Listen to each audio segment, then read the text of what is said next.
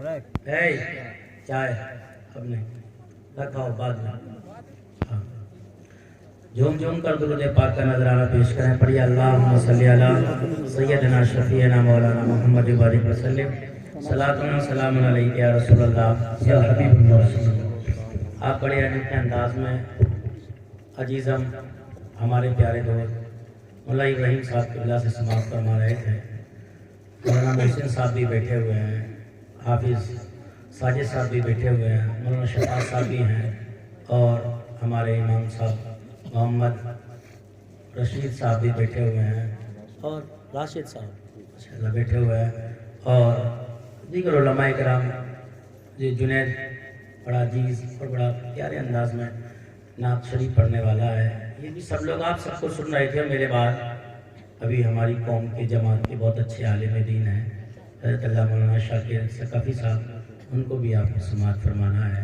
کچھ دیر آپ مجھے گوارا کریں, لیکن محسوس یہ ہونا چاہیے کہ آپ تھکے ہوئے نہیں ہوں, تھکتے نہیں ہیں. سنی جو لوگ ہوتے ہیں نا, آپ حالانکہ کم ہیں لیکن مجمع میں دم ہے. نبی کا غلام کبھی بوڑھا نہیں ہوتا. آپ اپنی بغلیں جھانک کے نہ بولیں, اپنی حالت دیکھ کے نہ بولیں کہ یار ہم تو کمزور ہو گئے. نہیں, ایک مرتبہ ایک بڑھیا نے میرے آقا کی بارگاہ میں عرض کیا, رسول اللہ کیا میں جنت میں جاؤں گی؟ میرے آقا نے فرمایا نہیں, کوئی بڑھیا کوئی بڈھا جنت میں نہیں جائے گا. کوئی بڑھیا کوئی بڈھا جنت میں نہیں جائے گا. تو بوڑھی رونے لگی. میرے آقا فرماتے کیوں رو رہی ہے؟ یا رسول اللہ اتنی نمازیں پڑھتی ہوں, اتنی تسبیح پڑھتی ہوں, اتنے سجدے کرتی ہوں, سب کام کرتی ہوں, پھر بھی جنت میں نہیں جاؤں گا. میرے آقا مسکراتے ہیں, ارشاد فرماتے ہیں رو مت, جو جنت میں جائیں گے نا اللہ ان سب کو جوانی عطا فرما دے گا. یہاں جنتی بیٹھے ہوئے ہیں, جنتی نہیں جنت میں بیٹھے ہوئے ہیں. میرے آقا صلی اللہ تعالیٰ علیہ وسلم نے ارشاد فرمایا جہاں میرا ذکر ہوتا ہے وہ جنت کی کیاری ہوتی ہے, اور جو جنت کی کیاری میں آ کے بیٹھ جاتے ہیں ان کے بارے میں میرے آقا کیا ارشاد فرماتے ہیں, جو ایک مرتبہ جنت میں داخل ہو گیا پھر دوبارہ جنت سے نکالا نہیں جائے گا. یہ نبی کا کرم ہے کہ ان کی محفل میں آ کر اللہ تعالیٰ نے ہم سب کو جنتی بنا دیا ہے. میں چند اشعار سماعت کے حوالے کر رہا ہوں. ان کی طرح آواز تو ہے نہیں, ان کی تو بات ہی اور بلبل کی طرح چہکتے ہیں, لیکن پھر بھی کچھ شعر ملاحظہ فرمائیں. یہ محبتیں ہیں اور میرے نبی کا کرم ہے جو آواز سے بول رہا ہوں. مولانا شاکر صاحب کو میں نے فون کیا تھا, جمعے کے ٹائم میں تو آواز بالکل بند تھی, تو کل پروگرام میں بچور میں تو آواز بالکل لاسٹ میں آ کے بالکل بول گئی تھی. لیکن پھر بھی انشاءاللہ اگر آپ بولو گے نا تو کھلتی رہے گی. ایک مرتبہ بولو سبحان اللہ. یہ محفل میں بیٹھنا, سننا, سنانا, بولنا سب عبادت ہے. جاگنا عبادت ہے, بولنا عبادت ہے. جاگنا عبادت ہے, بولنا تھوڑا سی آواز ہو. جاگنا عبادت ہے, بولنا. میری ماں اور بہنیں آہستہ آہستہ پڑھیں, آپ لوگ زور سے پڑھیں, ٹھیک ہے؟ پڑھنا سب کو, ایسا نہیں ماں بہن سمجھے کہ ہم کو نہیں پڑھنا. نبی جس کا ہے وہ پڑھنا ہے, چاہے وہ عورت ہو یا مرد ہو. نبی سب کے ہے تو سب کو پڑھنا ہے. جاگنا عبادت ہے, بولنا. جاگنا عبادت ہے, بولنا عبادت ہے. کہ نعت مصطفیٰ سن کر, نعت مصطفیٰ سن کر جھومنا عبادت ہے. جاگنا عبادت ہے, بولنا عبادت ہے. اور قول مصطفیٰ ہے یہ اے نبی کے دیوانوں, قول مصطفیٰ ہے یہ اے نبی کے دیوانوں. کہ باپ ماں کے چہرے کو باپ ماں کے چہرے کو دیکھنا عبادت ہے، جاگنا عبادت ہے، بولنا عبادت ہے۔ اور یہ شعر ہے، ہم اپنے نبی کا نام سنتے ہیں تو چومتے ہیں نا، کیوں چومتے ہیں آتے ہیں، کیا وجہ ہے؟ ایک دن حضرت بلال اذان پڑھ رہے ہیں، مدینے کی زمین ہے، مسجد نبی ہے، ہم کیوں چومتے ہیں؟ یہ چومنا کہاں ہے؟ حدیث میں کہاں ہے؟ تو میرے حضرت بلال اذان پڑھ رہے ہیں اور میرے آقا صلی اللہ تعالیٰ علیہ وسلم ممبر مصلی پہ تشریف فرمائے اور صف بنی ہوئی ہے، تو حضرت بلال نے میرے نبی کا نام اذان میں لیا۔ کہیں اذان میں میرے نبی کا نام آتا ہے؟ کہیں آتا ہے کہ نہیں آتا ہے؟ کہاں آتا ہے؟ تو جب میرے نبی کا نام آیا تو حضرت ابو بکر نے چوما اس طریقے سے۔ اب ایسے نہیں، بہت سے ایسے کرتے ہیں، یہ سب غلط ہے، آواز نہیں ہونا چاہیے، اس طریقے سے پیار سے چومنا ہے۔ چوما، میرے نبی نے دیکھ لیا، ابو بکر نے چوما۔ جب اذان ہو گئی تو میرے نبی نے ارشاد فرمایا، کیا تم نے دیکھا میرے یار نے کیا کیا؟ تو حضرت عمر نے عرض کیا، رسول اللہ آپ کے یار نے آپ کے نام کو محبت سے چوما ہے۔ میرے آقا فرماتے ہیں، جو میرے یار کی سنت پر عمل کرے گا نا، کل قیامت کے دن میں اسے جنت کی صفوں میں تلاش کروں۔ یا رسول اللہ جنت کی صفوں میں تلاش کر کے کیا کرو گے؟ ارشاد فرماتے ہیں، میں اس کا ہاتھ پکڑ کے خود اس کو جنت میں داخل فرماتا ہوں۔ اس لیے چومتے ہیں، یہ چومنا حضرت ابو بکر کی سنت ہے۔ نام مصطفیٰ سن کر اور باادب ہو کر، نام مصطفیٰ سن کر اور باادب ہو کر، پیار سے انگوٹھوں کو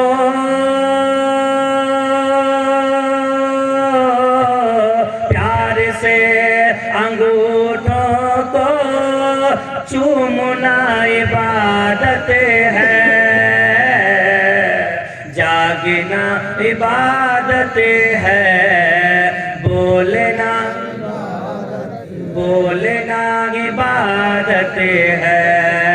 آج میری قوم بیٹھی کوئی ہے، اے میرے نبی کے غلاموں، آج تم نبی کی محفل میں آئے ہو، یہاں آئے ہو تو خالی نہیں جانا ہے، آج دامن پھیلا کے بیٹھ جاؤ۔ اے نبی کے غلاموں، میرا نبی عطا فرمانے والا ہے، اللہ نے اپنے محبوب کو محتاج دنیا میں بنا کے نہیں بھیجا ہے، بلکہ اللہ نے اپنے محبوب کو جو اختیار دیا ہے وہ نہ کسی نبی کو دیا ہے اور نہ قیامت تک کسی اور کو دینے والا ہے۔ اللہ نے اپنے محبوب کو وہ اختیار دیا ہے اور اللہ نے اپنے بندوں کو حکم فرما دیا ہے، اے میرے بندو، تمہیں جینا ہے تو نبی کی زندگی کو دیکھ کر، تمہیں کمانا ہے تو نبی کی زندگی کو دیکھ کر، تمہیں چلنا ہے تو نبی کی زندگی کو دیکھ کر، تمہیں بولنا ہے تو نبی کی زندگی کو دیکھ کر، تمہیں کھانا ہے تو نبی کی زندگی کو دیکھ کر، تمہیں پینا ہے تو نبی کی زندگی کو دیکھ کر، تمہیں شادیاں کرنا ہے تو نبی کی زندگی کو دیکھ کر، تمہیں اگر کوئی کام کرنا ہے تو نبی کی زندگی کو دیکھ کر۔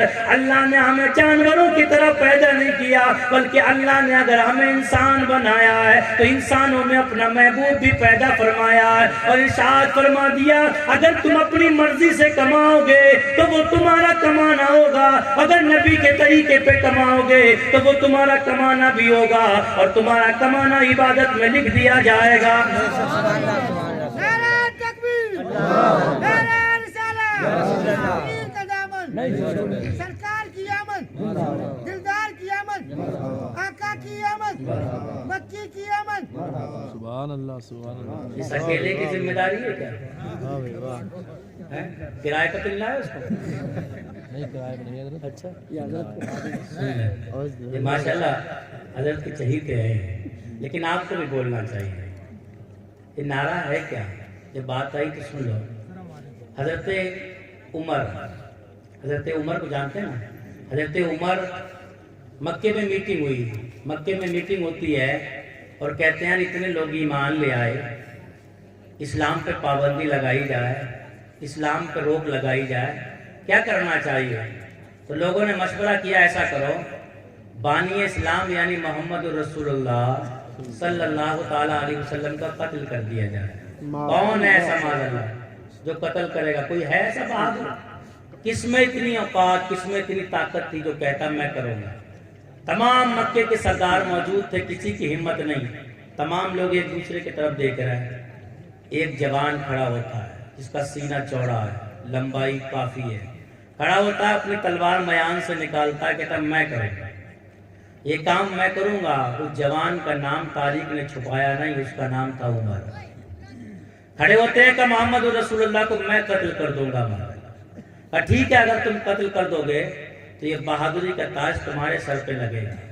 حضرت عمر چلتے ہیں تلوار لے کے، اور راستے میں ایک صحابی مل جاتے ہیں، پوچھتے عمر کہاں جا رہے ہو؟ کہا میں آج محمد رسول اللہ کو قتل کرنے جا رہا ہوں، ان کا مرڈر کروں گا۔ انہوں نے بہت ہمارے بتوں کے خلاف بولتے ہیں، اور ہمارے بتوں کے بہت خلاف بولتے ہیں نا، وہ آج میں صفایا کر دوں گا اسلام۔ جب بانی اسلامی نہیں رہے گا تو اسلام کہاں سے بڑھے گا؟ آج سب ختم کر دوں گا، جڑی اکھاڑ کے پھینک دوں گا۔ انہوں نے کہا بعد میں دیکھنا بانی اسلام کو، پہلے دیکھ تیرے گھر میں خود اسلام آ چکا ہے، تیرے گھر میں خود اسلام آ گیا، تیری بہن اور بہنوئی ایمان لے آئے، جا پہلے اپنے گھر کو سنبھال، بعد میں باہر جانا اسلام روکنے کے لیے۔ حضرت عمر پلٹ کے گھر آتے ہیں، دیکھتے ہیں بہن بہنوئی۔ المختصر یہ ہے کہ حضرت عمر نے کہا چلو مجھے نبی کی بارگاہ میں لے کے چلو۔ نبی کی بارگاہ میں حضرت عمر کو لے جایا گیا تو دروازہ بند تھا، لوگوں نے جھانک کے دیکھا عمر اور ننگی تلوار ہے۔ کہا یا رسول اللہ عمر ہے اور ننگی تلوار لے کے آئے ہیں۔ بیٹا یہ بھی ننگی تلوار لے کے آئے ہیں۔ امیر حمزہ نے کہا دروازہ کھول دو، اگر نیت صحیح ہے نا اس کی تو ٹھیک ہے، ورنہ اسی کی تلوار سے اسی کی گردن کاٹ دو، آنے دو۔ دروازہ کھول دیا گیا، حضرت عمر اندر داخل ہوئے، میرے نبی نے گریبان پکڑا، کہا عمر کب تک اسلام سے بھاگتا رہے گا، کب تک اسلام سے دور رہے گا؟ حضرت عمر نے کہا یا رسول اللہ اب میں دور رہنے نہیں آیا ہوں، بلکہ میں بھی تمہارا کلمہ پڑھ کے مسلمان ہونے آیا۔ جب عمر نے اتنا کہا تو میرے نبی نے نعرہ لگا، نعرہ تکبیر۔ صحابہ اکرام نے جواب دیا، پورے مکے کی گلیاں، مکے کے پہاڑ سب گونج گئے۔ تو معلوم ہوا کہ نعرہ لگانا یہ میرے نبی کی سنت ہے اور جواب دینا نبی کے صحابہ کی سنت ہے۔ اب آپ کی مرضی ہے کہ آپ کیا کرتے ہیں۔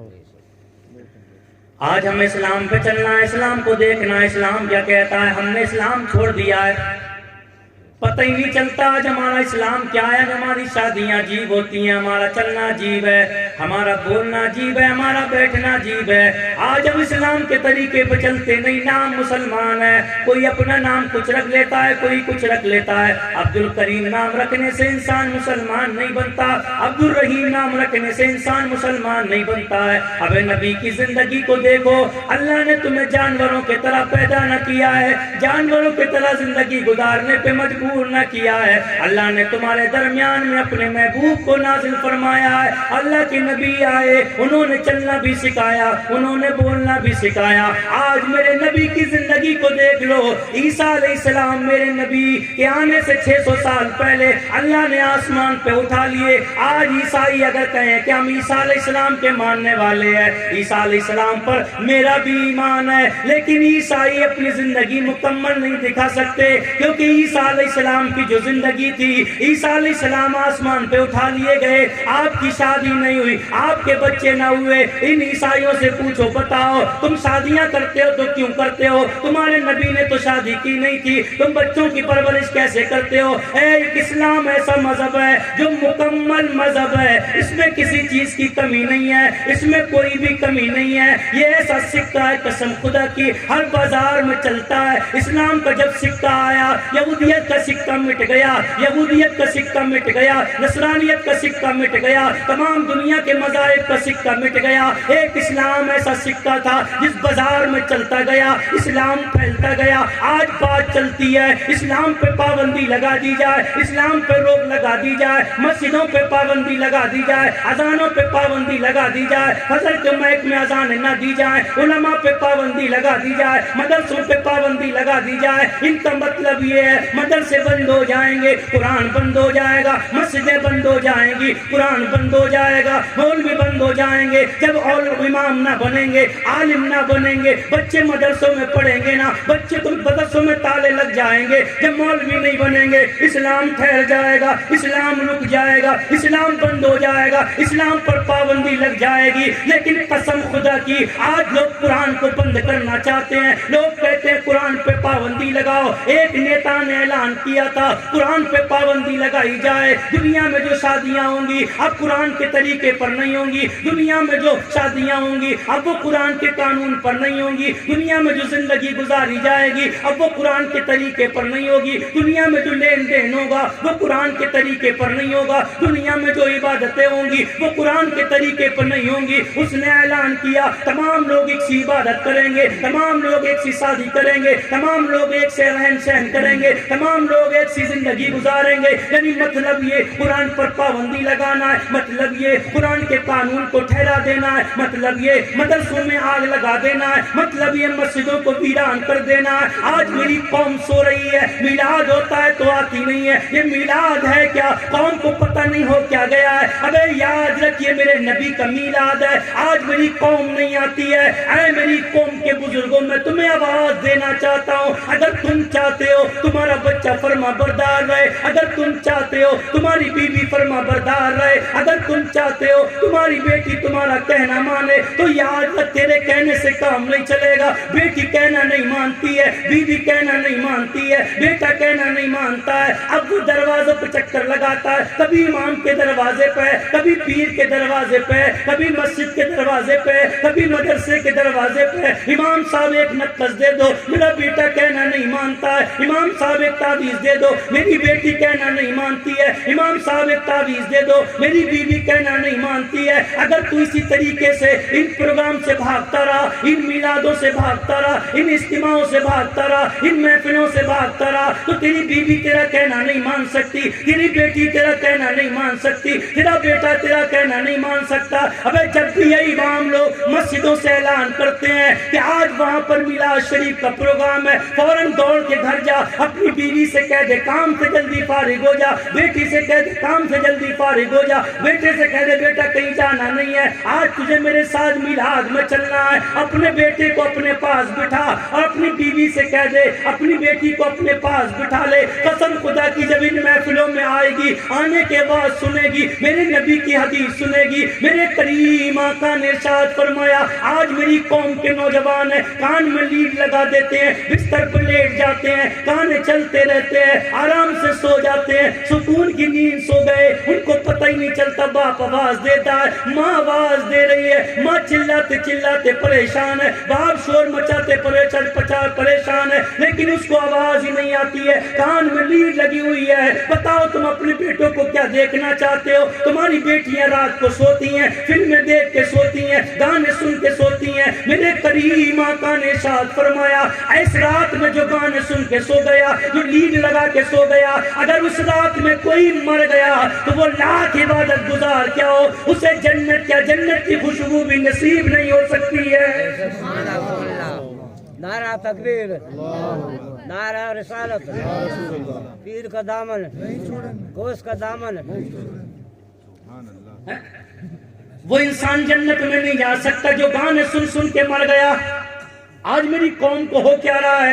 ہمارے نوجوان بیٹھ جاتے ہیں، نوجوانوں سن لو، تمہیں بڑا مزہ آتا ہے ناچ گانوں میں، تمہیں بڑا مزہ آتا ہے لیڈ لگانے میں، لیکن یاد رکھو جب گھر سے نکلو اے قوم کے نوجوانوں، تم گاڑی میں بیٹھ جاتے ہو. ابھی کچھ دنوں کی بات مجھے بتائی گئی تھی کہ سونا گاٹی میں ایک گاڑی لوٹی تھی، بلورو تھی، لگ بھگ 7 لوگ تھے اس میں، 7 کے 7 مر گئے. جب اس کو کھولا گیا تو اس میں ایک گندی پکچر چل رہی تھی، 7 کے 7 لوگ اس گندی پکچر کو دیکھ رہے تھے، اور پکچر دیکھتے دیکھتے گاڑی لوٹ جاتی ہے. ساتھ کے ساتھ مر جاتے ہیں. اب بتاؤ ان لوگوں کی موت کیسی ہے؟ یہ حرام موت ہے. ایسی موت مرنے والا جنت میں نہیں جا سکتا. اچانک کتنا بھی نمازی ہو, کان میں لیڈ لگی ہوئی ہے, گانے چل رہے ہیں, اچانک گاڑی سامنے سے آ گئی, ایکسیڈنٹ ہو گیا, مر گیا انسان, جنت میں نہیں جا سکتا. شام کو لیڈ لگا کے سو رہا ہے اور سوتے سوتے گانے سنتے سنتے اس رات میں مر گیا انسان, جنت میں نہیں جا سکتا. ابے اپنے بچوں کو ایسی موت کیوں مروانا چاہتے ہو کہ جنہیں جنت نصیب نہ ہو؟ تو جنت میں گھومتا ہوگا, بیٹا جہنم میں پڑا ہوگا, ماں جنت میں گھومتی ہوگی, بیٹی جہنم میں پڑی ہوگی. اے میری قوم کے نوجوانوں, ایسی موت نہ مرو. ارے یہ سوچ لیا کرو یہ میری آخری رات ہے. جب شام کو سویا کرو تو صرف ایک مرتبہ قل هو اللہ احد پڑھ لیا کرو. کتنے بار قل هو اللہ یاد ہے کہ نہیں یاد ہے؟ کیا پڑھ دو, کیسے پڑھتے ہیں سناؤ ایک مرتبہ, زور سے پڑھو یار, سب کو یاد ہے. بستر پہ جاؤ, موبائل نہیں, گانا نہیں سننا ہے, بستر پہ جاؤ. فلمیں نہیں دیکھنا ہے, بستر پہ جاؤ. ویڈیو نہیں دیکھنا ہے, کچھ نہیں دیکھنا ہے, بستر پہ جاؤ. جانے کے بعد صرف ایک مرتبہ قل هو اللہ احد پڑھ کر سورہ اخلاص پڑھ کے سو جاؤ اور اس کے بعد سیدھی کربٹ پہ لیٹ جاؤ. میرے کریم آقا نے فرمایا اس رات اگر وہ انسان مر گیا چاہے کتنا بھی بڑا گناہگار ہو, میرے نبی فرماتے ہیں اللہ اس کو شہید کی موت عطا فرمائے گا. کتنا بھی بڑا. تکبیر, نعرہ رسالہ, پیر کا دامن نہیں چھوڑیں گے. شہادت کی موت نصیب ہوگی. چارپائی سے گر کے مر جائے یا اچانک مر جائے, ارے پتہ نہیں یار, ایک سانس آتی ہے دوسری کی پتہ نہیں کب مرنے والا ہے کب مرے گا. بستر پہ جایا کرو, ایک مرتبہ سورہ اخلاص پڑھ لیا کرو. میرے نبی فرماتے ہیں اس رات میں اگر وہ انسان مر گیا تو اللہ اس کو جنت میں شہیدوں کے ساتھ جگہ عطا فرمائے گا. لیکن ایسا نہیں ہے مرد کے لیے, چاہے عورت صحیح. میری ماں اور بہنیں بھی سنیں, اس مطلب نہیں ہے کہ ماں بہن بیٹھی ہوئی ہیں مردوں کی بات چل رہی ہے. یہ بیٹھا ہوا نوجوان یہ کہتا ہے مولوی صاحب تو عورتوں کا بھی نام لیتے کر, نہ عورتیں یہ سوچتی ہیں مردوں کی بات چل رہی ہے, ہماری بات ہی کہاں چل رہی ہے. سب کو ملے گا, مرد ہو عورت ہو, بچہ ہو بوڑھا ہو جوان ہو, جو بھی اس رات میں قرآن شریف پڑھ کے سو گیا اور انتقال کر گیا اللہ اس کو شہید کی موت عطا فرمائے. شہید کی موت. سمجھ میں آ رہی ہے؟ آ رہی کہ نہیں آ رہی ہے؟ آ رہی ہے. میرے کریم آقا نے ارشاد فرمایا ایک دن میرے نبی مسجد نبی کے دروازے پہ کھڑے ہوئے ہیں, ایک جنازہ نکل کے جا رہا ہے. میرے کریم آقا نے ارشاد فرمایا کس کا جنازہ ہے؟ کہ یا رسول اللہ فلاں انسان کا جنازہ ہے. میرے نبی فرماتے ہیں کیا اس پہ قرض ہے؟ ایک انسان آتا عرض کرتا ہے یا رسول اللہ اس پہ 4 دینار قرض ہے. میرے نبی فرماتے ہیں جاؤ تم اس کی نماز جنازہ پڑھ لو, میں اس کی نماز جنازہ نہیں پڑھوں گا جس پہ قرض ہے. ابھی اتنا فرمانا تھا جبرائیل امین آ گئے, عرض کرتے ہیں یا رسول اللہ رب نے پیغام بھیجا ہے, آپ کو سلام بھیجا ہے. میرے نبی فرماتے ہیں بات کیا ہے؟ عرض کرتے ہیں یا رسول اللہ رب نے ارشاد فرمایا میں جبرائیل کو انسانی شکل میں بھیجتا ہوں, جبرائیل وہ 4 دینار اپنے پاس سے ادا کر دیں گے, لیکن یا رسول اللہ تم اس کی نماز جنازہ پڑھا دو, اس کی نماز جنازہ پڑھا دو, اس کی نماز جنازہ پڑھا دو. میرے نبی فرماتے ہیں ایسا کیوں؟ اللہ اس کا قرض اپنے طرف سے کیوں دلوانا چاہتا ہے؟ جبرائیل کو کیوں بھیجنا چاہتا ہے؟ انسانی شکل میں جبرائیل کیوں آئیں گے؟ اس کا قرض کیوں دیں گے؟ اس کو یہ پاور ملا کہاں سے؟ اس کو یہ طاقت ملی کہاں سے؟ یہ اتنا بڑا شکتیشالی کیسے ہو گیا؟ اس کے پاس اتنی قوت کہاں سے آ گئی؟ اللہ کا قریبی اتنا کیسے ہو گیا؟ اس کے پاس ایسا کون سا عمل ہے؟ جبرائیل عرض کرتے ہیں یا رسول اللہ رب نے حکم فرمایا ہے یہ ہر نماز کے بعد ایک مرتبہ قل هو اللہ احد پڑھا کرتا تھا. اللہ نے ارشاد فرما دیا اے میرے کریم نبی سن لو, یہ مجھ میری صورت کو پڑھتا تھا جس میں میری ذات کا ذکر ذکر ہے، جس میں میری توحید کا ذکر ہے، جس میں میری صفات کا ذکر ہے، جس میں میری بڑائی ہے، جس میں میرے نام کے تذکرے ہیں، یہ ہر نماز کے بعد ایک مرتبہ سورہ اخلاص یعنی قل هو اللہ احد کو پڑھا کرتا تھا۔ اللہ نے فرمایا ہے اس لیے مجھے یہ اتنا پیارا ہو گیا، اتنا پیارا ہو گیا کہ میں نے اس کے تو گناہ کو معاف کر ہی دیا ہے، لیکن جو بھی اس کے نماز جنازہ پڑھ لے گا اللہ اس کے بھی تمام گناہوں کو معاف فرما دے گا۔ کیا پڑھتا تھا؟ سمجھ میں آ رہی ہے نا؟ ہاں، جو ہر نماز کے بعد پڑھتا تھا، میرے نبی نے ارشاد فرمایا وہ قرض دے دیا، نماز پڑھا دی۔ میرے نبی نے ارشاد فرمایا جو انسان 3 مرتبہ، یاد رکھو مسلمانوں، میرے آقا نے فرمایا، مولا علی سے روایت ہے، فرماتے ہیں قرآن پڑھ کے سو جایا کرو۔ لوگوں کو حیرت ہوئی، عرض کرتے ہیں یا رسول اللہ ایک قرآن انسان رات میں کیسے پڑھ کے سوئے گا؟ آج ہمارا تو حال یہ ہے، ایک رکوع پڑھتے ہیں تو گھنٹوں لگ جاتے ہیں، ایک رکوع پڑھتے ہیں ایک پارے میں گھنٹوں لگ جاتے ہیں، ہم بڑا دھیرے دھیرے پڑھتے ہیں۔ بتاؤ پورا قرآن ایک رات میں پڑھ لیں گے؟ آپ پڑھ لو گے پورا قرآن ایک رات میں پڑھ سکتا ہے کوئی مرد کوئی عورت پڑھ سکتی؟ نہیں پڑھ سکتی نا۔ ہم پہ ایک پارہ تو گھنٹوں میں پڑھا جاتا ہے، پورا قرآن کیسے پڑھ سکتے ہیں؟ لیکن میرے کریم آقا فرماتے ہیں رات کو سویا کرو تو پورا قرآن پڑھ کے سویا کرو۔ صحابہ کرام نے عرض کر دیا رسول اللہ پورا قرآن کیسے پڑھیں گے اور پھر سوئیں گے کم؟ میرے آقا نے فرمایا جو 3 مرتبہ سورہ اخلاص یعنی قل هو اللہ احد پڑھ کے سوتا ہے اللہ اس کو پورے قرآن پڑھنے کا ثواب عطا فرما دیتا ہے۔ بتاؤ ہاتھ اٹھا کے کون کون پورا قرآن پڑھ کے سوئے گا رات کو؟ جو اماں بہن ہاتھ نہ اٹھائیں، آپ تو ایسی بس سنتی رہیں اور آپ کو سونا ہے بس پڑھ کے 3 مرتبہ قل هو اللہ احد پڑھ کے کون کون سوئے گا ہر روز آج کے بعد انشاءاللہ؟ سب سوئیں گے، بس سمجھو بیڑا پار ہے۔ مقصد کیا ہوتا ہے ان پروگرام کو؟ یہی مقصد ہوتا ہے کہ عمل کرو، تھوڑا سنو لیکن عمل کرو۔ جو انسان 3 مرتبہ سورہ اخلاص پڑھ کے سو جاتا ہے اللہ اس کو پورے قرآن کا۔ ہاں تو اسی طریقے سے جس کے مرحومین گزر جاتے ہیں، انتقال ہو جاتا ہے، تو اچھا سب چاہتے ہیں کہ ہمارے مرحوم کو آرام ملے، جنت میں سکون رہیں، قبر میں آرام سے رہیں۔ ان کے لیے بھی یہی آسان نسخہ ہے کہ 3 مرتبہ سورہ اخلاص پڑھ لیا کریں اور ہاتھ اٹھا دیا کریں، چاہے مرد ہو یا عورت ہو، بیٹی ہو یا بوڑھی ہو، جوان ہو یا بوڑھا ہو، کوئی بھی ہو، ہر نماز کے بعد صحیح، اور ہر نماز کے بعد نہ ہو تو فجر اور عشاء کے بعد نماز پڑھنے کے بعد 3 مرتبہ سورہ اخلاص پڑھنے کے بعد ہاتھ اٹھا دے۔ بیٹی کہہ دے مولا میں نے جو کچھ پڑھا ہے، سورہ اخلاص جو پڑھا ہے، مولا قرآن جو پڑھا ہے، اس کا ثواب میرے ابا کی بارگاہ میں پہنچا دے۔ بیٹا کہہ دے مولا میں اس کا ثواب میرے ابا کی بارگاہ میں پہنچا دے۔ کسی کے شوہر کا انتقال ہو گیا ہو، وہ کہہ دے مولا اس کا ثواب میرے شوہر کی بارگاہ میں پہنچا دے۔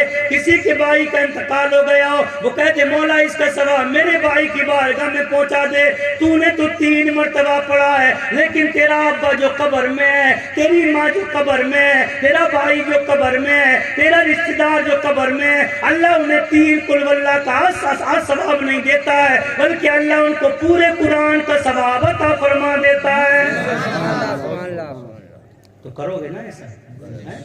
بس آسان طریقہ ہے، بہت آسان ہے، اور ثواب کی تو یہ 3 مرتبہ کی بات بتا رہا ہوں۔ حمام مکی رحمت اللہ علیہ ارشاد فرماتے ہیں ایک دن میں مکہ کے قبرستان سے نکل کے جا رہا تھا تو میں نے دیکھا کہ مردے قبر سے اٹھے اور کچھ بھر بھر کے لے کے جا رہے ہیں، گہما گہمی ہے، وہ ادھر سے آ رہا ہے، ادھر کو جا رہا ہے، ادھر سے آ رہا ہے، ادھر کو جا رہا ہے۔ حمام مکی رحمت اللہ علیہ نے ارشاد فرمایا میں نے مردوں سے پوچھا کیا ہوا، کیا قیامت آ گئی، کیا آپ قبروں سے باہر آ گئے؟ تو سب نے کہا نہ قیامت نہیں آئی ابھی۔ کہا پھر؟ کہا 1 سال پہلے۔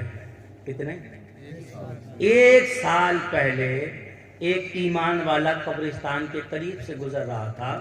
اب ہم لوگ اکثر قبرستان کے قریب سے جاتے ہیں نا، تو بس زیادہ نہ جلدی میں جا رہے ہیں اور بہت جلدی کا کام ہے، تو 1 مرتبہ قل هو اللہ احد پڑھا اور اتنا کہہ دو یا اللہ جتنے بھی قبرستان میں ایمان والے ہیں ان کی بارگاہ میں سلام ہے۔ بس اتنا تو کہہ سکتے چلتے چلتے، یا اتنا بھی نہیں کہہ سکتے، لیکن اس کا ثواب کتنا ہے وہ سن لو، بس اتنا کہنا ہے خالی۔ فرماتے 1 سال پہلے ایک ایمان والا قبرستان کے قریب سے جا رہا تھا، اس نے 1 مرتبہ قل هو اللہ احد پڑھا۔ کتنا پڑھا؟ 1 بار قل هو اللہ احد پڑھا، اللہ نے اتنا ثواب دیا، اتنا ثواب دیا کہ ہم 1 سال سے بانٹ رہے ہیں اس ثواب کو، ابھی تک وہ ثواب ختم نہیں ہوا ہے۔ سبحان اللہ، 1 سال سے بانٹ رہے ہیں۔ سوچو اگر تم اپنے ابا کو 1 بار ہی پڑھ دو گے چلتے چلتے، اپنی ماں کو 1 بار پڑھ دو گے، اپنے بھائی کو، اپنے شوہر کو، کسی نے بھی 1 بار پڑھ کے بھیج دیا، بتاؤ اس کے تو بارے کے نیارے ہو جائے گے، کتنا ثواب ملتا ہے۔ لیکن کرنے والا ہو، رب کے خزانے میں کمی نہیں ہے، کرنے والوں کی کمی، ہم تھوڑا کرتے ہیں، اللہ بہت دیتا ہے، تو اتنا کر لیا کرو۔ میرے کریم آقا ارشاد فرماتے ہیں جو 3 مرتبہ سورہ اخلاص یعنی قل هو اللہ احد پڑھتا ہے، اللہ اس کو پورے قرآن کا، بولو پورے قرآن کا ثواب عطا فرما دیتا ہے۔ میرے آقا نے آگے ارشاد فرمایا اور جو 11 مرتبہ پڑھتا ہے، کتنے؟ جو 11 مرتبہ پڑھتا ہے، مرد ہو یا عورت ہو، بچہ ہو یا بوڑھا ہو یا جوان ہو، جو 11 مرتبہ قل هو اللہ احد پڑھتا ہے، میرے نبی فرماتے ہیں اللہ اسے اس وقت تک موت نہیں دیتا جب تک دنیا میں ہی اسے جنت میں اس کا ٹھکانہ نہیں دکھا دیتا ہے۔ اگر تم چاہتے ہو دنیا میں ہم اپنی جنت دیکھ لیں تو بس ہر روز 11 مرتبہ سورہ اخلاص پڑھ لیا کرو، قل هو اللہ احد پڑھ لیا کرو۔ پڑھنا ہمارا کام اور دینا رب کا کام ہے، وہ کریم آقا ہے۔ زندگی سدھارو، زندگی بدل لو، اپنا چلنا بدل لو، اپنا بولنا بدل لو، اپنا بیٹھنا بدل لو، اپنا کمانا بدل لو۔ آج حالات بدلے ہوئے، اے میری ماں اور بہنوں، تم بھی بڑی کثرت میں، بڑی تعداد میں آئی ہوئی ہو، لاؤ آج میں تمہیں بھی سناتا چلوں۔ یاد رکھو آج میری ماں اور بہنوں کا مزاج ہی بدلا ہوا ہے، پورے دن بڑے اچھے انداز میں گفتگو کرتی ہے، پورے دن بڑے پیار میں گفتگو کرتی ہے، پڑوس میں بیٹھتی ہے، پڑوسن سے بڑی اچھی گفتگو چل رہی ہے، بڑے پیار سے بول رہی ہے، لیکن شام کو جب شوہر کے آنے کا ٹائم ہوتا ہے تو میری ماں اور بہنوں کا مزاج بدل جاتا ہے، ترچھی ترچھی نگاہیں ہوتی ہیں، چہرہ عجیب و غریب ہوتا ہے، حالت بدلی ہوئی ہوتی ہے، پیار سے دیکھ نہیں سکتی، پیار سے بول نہیں سکتی۔ میرے کریم آقا نے ارشاد فرمایا اے میری ماں اور بہنوں اپنی زندگی کو سدھار لو، ایسی زندگی نہ جیو کہ تمہاری شکل دیکھے تو شوہر اپنا چہرہ پھیر لے۔ میرے آقا فرماتے ہیں جب شوہر گھر میں آئے تو عورت کو اس حالت میں ہونا چاہیے، اس کنڈیشن میں ہونا چاہیے، اس پوزیشن میں ہونا چاہیے کہ جب شوہر کی نظر بیوی کی چہرے پہ پڑے تو بیوی اسے دیکھ کے مسکرانے لگے۔ میرے نبی نے فرمایا اگر شوہر بھی اسے دیکھ کے مسکرانے لگتا ہے تو اللہ دونوں کے تمام گناہوں کو معاف فرما دیتا ہے۔ میری ماں اور بہنوں زندگی سدھارو، گھر کا ماحول اچھا بناؤ، گھر کا ماحول اچھا بناؤ۔ آج جب ماں باپ اچھے ہوتے ہیں نا، کہتے ہیں جب پیڑ اچھا ہوتا ہے تو پھل بھی اچھا ہوتا ہے نہیں ہوتا ہے۔ ہم لوگ گیہوں بو رہے ہیں، گیہوں کا جب پیڑ اچھا ہوگا تو بال بھی اچھی آئے گی، اور پیڑ ہی نیچے سے خراب ہوگا، اس کو دیمک کھا لے گی تو بال اچھی آئے گی اس پہ؟ تو بس یہی سمجھ لو ہماری اولاد آج ایسی کیوں ہو رہی ہے، ہماری جو بنیاد ہے وہ غلط ہے، ہماری جو بنیاد ہے وہ غلط ہے۔ اے میری ماں اور بہنوں تم سنبھل جاؤ، شوہروں سے اونچی آواز میں بات نہ کیا کرو، شوہروں سے اکڑ کے بات نہ کیا کرو، شوہر سے بدتمیزی سے نہ بولا کرو، شوہر سے اکڑ کے نہ بولا کرو، شوہر کی توہین نہ کیا کرو، شوہر کے سامنے اونچی جگہ نہ بیٹھا کرو، شوہر کے سامنے اونچی آواز میں بات نہ کیا کرو۔ میرے کریم آقا نے ارشاد فرمایا عورت چاہے کتنی بھی نمازی ہو، آج میری ماں اور بہنوں کا مزاج بدلا ہوا ہے، ہاتھ میں تسبیح لیے گلی گلی گھوم رہی ہے، تسبیح پڑھتی گھوم رہی ہے، اب تسبیح پڑھ رہی ہے، شوہر آتا ہے تو بکنا شروع کر دیتی ہے، تسبیح گلی میں چل رہی ہے، شوہر آتا ہے پیار سے نہیں بولتی ہے، تسبیح چل رہی ہے، شوہر آتا ہے عزت سے نہیں بولتی ہے، تسبیح چل رہی ہے۔ میرے نبی فرماتے ہیں ایسی عورت چاہے کتنی بھی عبادت گزار ہو، کتنی بھی سجدہ کرنے والی ہو، کتنی بھی نماز پڑھنے والی ہو، کتنے بھی قیام کرنے والی ہو، کتنے بھی روزہ رکھنے والی ہو، کتنی بھی زکوٰۃ دینے والی ہو، اگر اس کا شوہر اس سے راضی نہیں ہے تو اس کو جنت کیا، اسے जन्नत की खुशबू भी नसीब नहीं हो सकती है। सुभान अल्लाह, सुभान अल्लाह, सुभान अल्लाह। मेरी माँ और बहनों, अपनी जिंदगी सुधारो, दुनिया को मत देखो, दुनिया में कैसा करना है क्या करना है ऐसा मत देखो। तेरी जन्नत शौहर की रजा में है। अल्लाह के नबी ने इरशाद फरमाया, अगर तुम जन्नत चाहते हो ना तो रब की रजा हासिल कर लो, और रब की रजा इसमें है कि औरतों का शौहर राजी हो जाए, इसी में रब की रजा है। मेरे आका ने इरशाद फरमाया, जो औरत 7 दिन और 7 रात, कितने 7 दिन 7 रात, जोर से आवाज निकालो, 7 दिन 7 रात। ऐसा लग रहा है जैसे 2 ही शादी वाले बैठे हैं, बाकी ऐसे ही बैठे हुए हैं। डर तो नहीं लग रहा तुम लोगों को कि आवाज घर ना पहुंच जाए? बड़े बड़े मूंछों वालों को हमने डरते देखा बीवियों से, जिनकी कहीं नहीं चलती उनकी हजरत इमाम पे चलती है। बड़े बड़े मूंछों वालों घर जाते हैं बेचारे, खामोशी के साथ बैठ जाते हैं। रोटी बीवी से कहते हैं रोटी कहाँ है, तो बीवी रोटी नहीं कहती, वो रखें टिक्कर, जब बबरा ले जाते हैं। अब कुछ नहीं बोझता है, 2-4 निवाले खाता है, गुस्से में सोचता है गुस्सा उतारूं कहाँ है। बुढ़िया ने रोटी को तो टिक्कड़ कही, खाने को बबराना कही, कहाँ जाना, किस पे गुस्सा उतारूं। अब सोच रहा है गांव में अगर किसी से लड़ गया पड़ोस में तो यार सरपंच पकड़वा देगा और ये भी गांव वाले पकड़वा देगा, तो ये भी कमजोर थोड़ी है। सारे गांव में नजर दौड़ने तक कमजोर कोई नहीं दिखाई देता, फिर याद आती है मस्जिद, यार इमाम के पास चलना, इसका बाप है ना इसकी माँ है, ना वोट है ना नोट है इस पे। वही पहुंचता है, इमाम साहब फर्श कैसी टेढ़ी पड़ी है, टंकी में तो पानी नहीं भरा इमाम साहब, आज तो पानी भी गर्म नहीं करा तूने। अबे इमाम साहब क्या पता कि बुढ़िया ने ताड़ के भगाया ऐसे घर से। वहाँ चौधरी गिरी दिखा रहा है, इमाम साहब होते कर रहे हैं, हाजी साहब हाजी साहब। वो हाजी का इमाम की जान को पाजी बना हुआ है, कहाँ का रोड़ा कहाँ के बोड़ा है। इमाम साहब होते बेचारे समझा रहा है, क्या पता, आप समझ जाइएगा इमाम साहब, अगर कोई चौधरी गिरी दिखा समझ जाइएगा बुढ़िया से पिटका रहा है। 3 आदमी बैठे हुए बातें कर रहे, बोले भी तेरी कहाँ चलती है। एक ने कहा एमएलए है ना, एमएलए बहुत मानता है मेरी, बहुत अच्छा मामला है मेरा उससे। दूसरे से बोले तेरी कहाँ चलती है, बोले सरपंच है ना, मेरा घर जैसा ताल्लुक है, बड़ी अच्छी चलती है मेरी, सरपंच मेरी बात मानता है। तीसरे से बोले तेरी कहाँ चलती है, बोले मेरी मस्जिद में चलती है। कहाँ चलती है, बोले तेरी क्या चलती है, बोले जब चाहो इमाम में कमी निकालूं, जब चाहो ताड़ दूं, जब चाहो बुला दूं। ऐसे चौधरी याद है, बस समझ जाइए, बोलियो मत तुमकी बुढ़िया से बेचारा तड़का आया पिट के आया है। इन्हें गुलाम मत समझो, हालात संभाल लो हालात। इमामों के चक्कर में मत पड़ो, इमामों के चक्कर में मत पड़ो, इमामों के पीछे मत घूमो।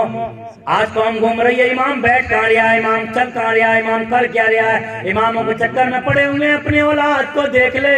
कसम खुदा की जितना हम इमामों पर नजर रखते हैं, अगर इतना अपनी औलाद पर नजर रख लें तो हमारी औलाद न शराबी पैदा हो, हमारी औलाद न जानी पैदा हो।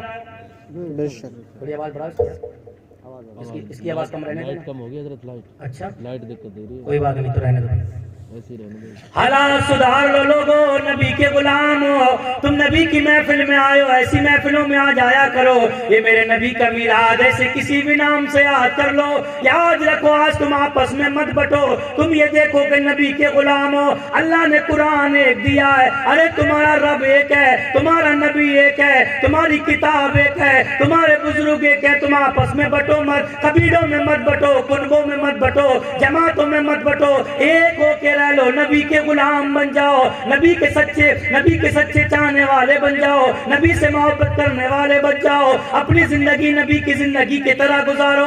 कसम खुदा की मेरे करीम आका ने साथ फरमाया है, 7 दिन और 7 रात जो औरत अपने शौहर की खिदमत कर ले, उसका कहा मान ले, उसको राजी कर दे, उसको खुश कर दे, मेरे नबी फरमाते हैं अल्लाह उसको 700 साल इबादत करने का सवाब अता फरमाता है।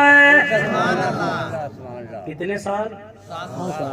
700 साल तो जीते भी नहीं होंगे हम, हैं? कितना सवाब अल्लाह दे रहा है, फिर भी अकेली घूम रही है, कोई मतलब ही नहीं है। मेरी माँ और बहनों समझो, जन्नत तुम्हारी इसी में है।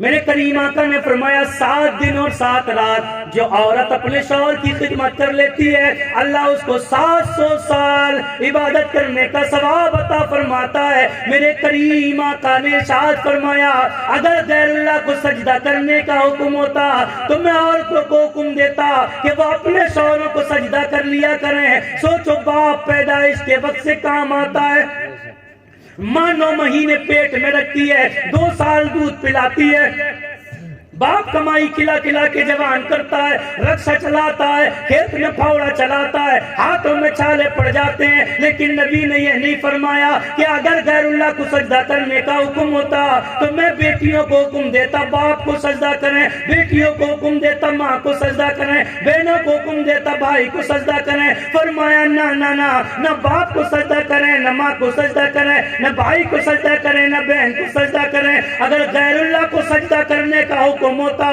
تو میں عورتوں کو حکم دیتا کہ وہ اپنے شوہروں کو سجدہ کر لیا کریں۔ بولو باپ سے زیادہ مقام اگر عورت کی نظر میں کسی کا ہونا چاہیے تو وہ شوہر کا ہونا چاہیے، ماں سے زیادہ کسی کی عزت ہونا چاہیے تو وہ شوہر کی ہونا چاہیے، بھائی سے زیادہ اگر کسی کا پیار ہونا چاہیے تو وہ شوہر کا ہونا چاہیے۔ آج میں دیکھتا ہوں اپنی ماں اور بہن کو اپنے باپ کی خاطر شوہر سے لڑتی ہے، اپنی ماں کی خاطر شوہر سے لڑتی ہے، اپنے پیار کی خاطر شوہر سے لڑتی ہے۔ ایسی عورت جنت میں نہیں جائے گی۔ عورت وہ جنت میں جائے گی کہ جب تک ماں کے پاس تھی ماں کی تھی، جب تک باپ کے پاس تھی باپ کی تھی، جب تک بھائی کے پاس تھی بھائی کی تھی، لیکن اب اس کا نکاح شوہر کے ساتھ ہو گیا ہے تو اب اس کو باپ کو نہ دیکھنا ہے، ماں کو نہ دیکھنا کیا کہتی ہے، بھائی کو نہ دیکھنا کیا کہتی ہے، اس کو تو صرف یہ دیکھنا ہے کہ اگر میرا شوہر راضی ہے تو میرا رب راضی ہے، اور شوہر ناراض ہے تو میرا رب ناراض ہے۔ سبحان اللہ۔ میری ماں تکبیر، اللہ نعرہ رسالہ، دین کا دامن۔ سنبھالو حالات۔ آج معلوم حالات کیا ہو گئے ہمارے ماحول ہمارا ہو کیا گیا ہے۔ ہماری ماں بہنیں ہیں نا کیا کرتی ہیں، پیہر میں اگر بھائی کی شادی ہے تو بس شوہر کا دماغ 3 مہینے پہلے ٹینشن میں ہو جاتا ہے، 3 مہینے پہلے۔ تم لوگ اپنی فیلنگ بتائیے کہ تمہارے یہاں ایسا ہوتا ہے کہ نہیں ہوتا ہے، لیکن میں بتا رہا ہوں 3 مہینے اس کی چٹھی بیاہ کی آئی اور اس کے دماغ کی پتے اڑ جاتے ہیں شوہر کے۔ اب وہ اندر سے سننے آؤ گلے بند نہیں ہے، کرمی پڑا ہوا ہے تم نے وہاں رکھ دیا، سننے آؤ ہسلی بھی نہیں ہے، لتے بھی نہیں ہے، بالک نہیں ڈول رہے۔ اب وہ بیچارہ ٹینشن میں تو کروں کیا یار، 1.5 لاکھ کا گلے بند بن گیا یار، 1 لاکھ 5,000 10,000 کی ہسلی بن رہی ہے، اسی ٹینشن میں گھوم رہا ہے، کروں کیا، بڑا پریشان ہے۔ اب گلے بند نہیں ملا اور اصلی نہیں ملی تو کھانا بند ہے، پینا بند ہے، سونا بند ہے، رونا دھونا شروع ہے، پریشان ہے۔